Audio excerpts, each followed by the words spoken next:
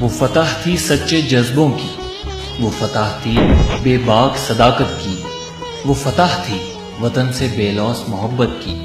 وہ فتح تھی اس سبز ہلالی پرچم کے نام، وہ فتح تھی راہ حق کے ان شہیدوں کی جس میں حق جیت گیا۔ ان شہادتِ وطن کے حوصلے تو تھے ہی قابل دید، پر دشمن کو اس زور بازو کا اندازہ ہی تب ہوا جب ہمارے مجاہدوں کی عقابی روح بیدار ہوئی اور قوت ایمانی عسکری قوت پر غالب ہو گئی، کیونکہ تب وہ جنگ پاکستان اور بھارت کی جنگ نہیں تھی،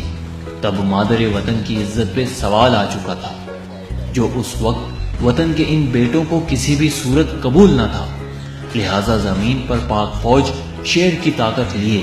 اور آسمانوں پہ پاک فضائیہ عقابی نگاہ لیے دشمن پر ایسے غالب ہوئی کہ اس کے بعد سے وہ آج تک پاکستان سے جنگ کے خواب ہی دیکھتا رہ گیا۔ پاکستان کی تاریخ میں لکھے جانے والے اس جذبے کو سلام جس نے 1 منٹ سے بھی کم وقت میں دشمن کے 5 جہازوں کو نیست و نابود کر دیا، اس صداقت کو سلام جس نے دشمن کو بتایا کہ اس نے کس قوم کو للکارا ہے۔